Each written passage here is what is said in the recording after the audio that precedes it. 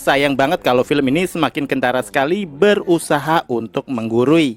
Si penulis cerita nampaknya terjebak dalam definisi jembatan Shiratal Mustaqim dan template yang sudah pernah dipakai di film Siksa Neraka, memunculkan kejadian di sela-sela drama semasa hidup.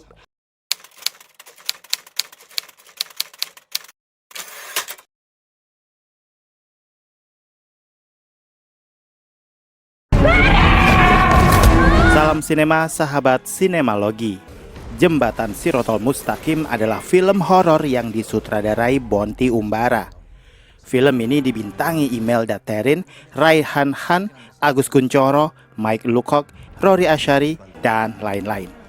Film ini mengambil latar cerita pasca bencana tsunami 2018 dan adanya isu penggelapan dana bantuan.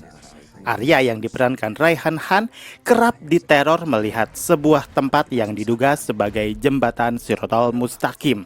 Jembatan paling ditakuti di akhirat yang menghubungkan ke surga dan terbentang di atas neraka. Arya dan ibunya yang diperankan Imelda Therrin lantas berusaha menyelidiki kaitan antara penggelapan dana dan jembatan Shiratal Mustaqim. Namun usaha mereka itu harus bertaruh dengan nyawa.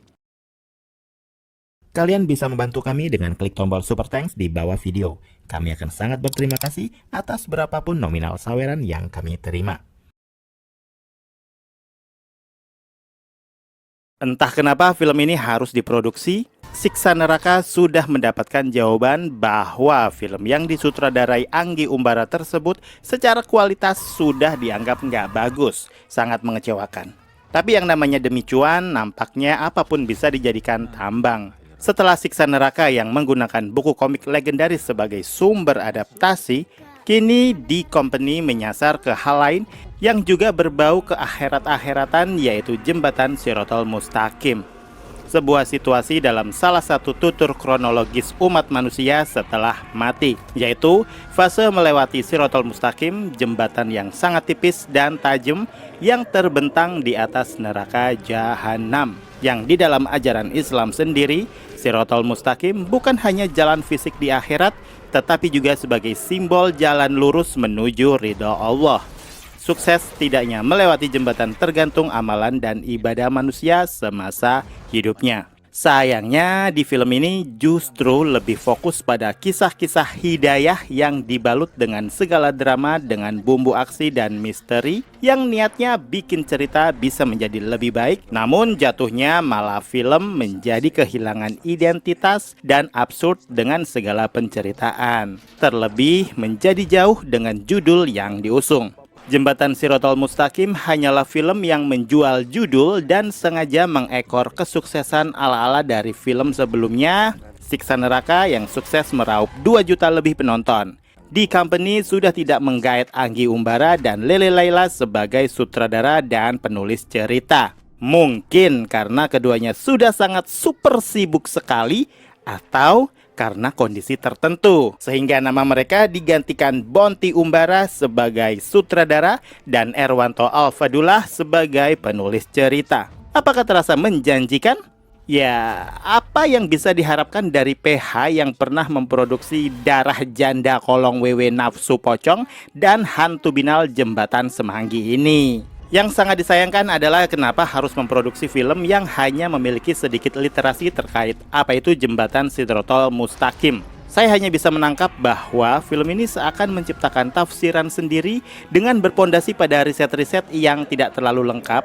Saya mengira bakalan ada kajian lebih mendalam terkait apa itu jembatan Shiratal Mustaqim, ada kupasan yang lebih mendalam yang tidak hanya membongkar kisah seorang koruptor. Ya, semua orang juga tahu menjadi koruptor itu salah, tapi di Indonesia, profesi koruptor adalah profesi yang paling populer dan banyak diminati oleh siapapun dari pejabat sampai sekelas camat. Kalau agama aja dijual-jual, apalah artinya sebuah jembatan Shiratal Mustaqim? Sehingga sayang banget kalau film ini semakin kentara sekali berusaha untuk menggurui.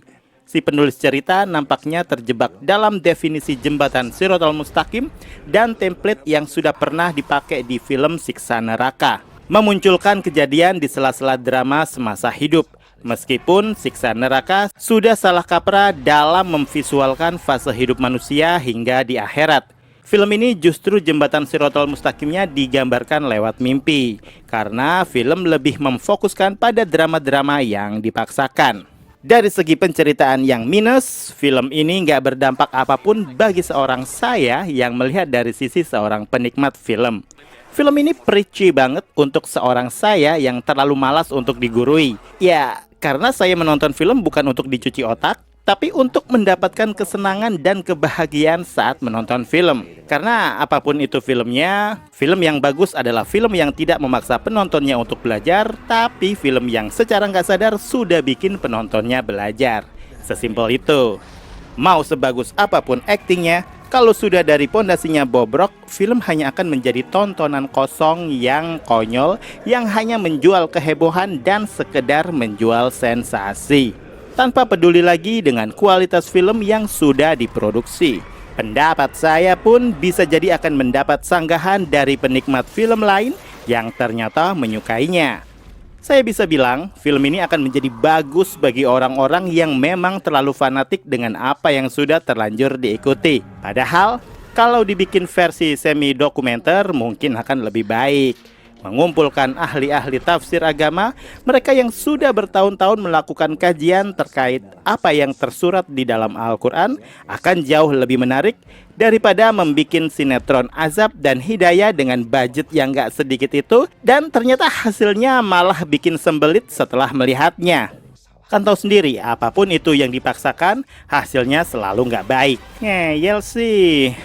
Kasian juga sama talent-talent yang terlibat di dalamnya. Nggak kebayangkan saat dia casting film baru, terus, oh kamu ya yang main di film Jembatan Shiratal Mustaqim. Film ini hanya beruntung karena judul filmnya adalah Jembatan Shiratal Mustaqim. Selain itu, ya nothing. Desain poster aja sangat terasa mengkopas banget, nggak impresif sama sekali. Pada akhirnya menonton Jembatan Shiratal Mustaqim tak berdampak apapun sama sekali, selain kekecewaan yang sangat mendalam. Gambaran saya tentang apa yang diceritakan guru ngaji semuanya buyar. Padahal sesudah mati, semua manusia dalam keadaan telanjang. Tidak berpakaian, sehelai benang pun menempel. Ibaratnya mereka adalah manusia-manusia yang terlahir kembali. Bukannya malah memakai kostum seragam. Dipikir mereka ini peserta Squid Game kali ya. Tapi kan kalau telanjang nanti kena sensor. Nah, kalau masih nemu obstacle kayak gitu, berarti itu artinya masih belum siap bikin film. Oke? Skor dari saya. Demikian video reaksi dari film Jembatan Shiratal Mustaqim yang tayang di bioskop. Silahkan like, komen, dan subscribe kanal ini. Cek juga akun-akun media sosial Sinemalogi. Dan jangan lupa, bersinema dahulu, berbahagia kemudian.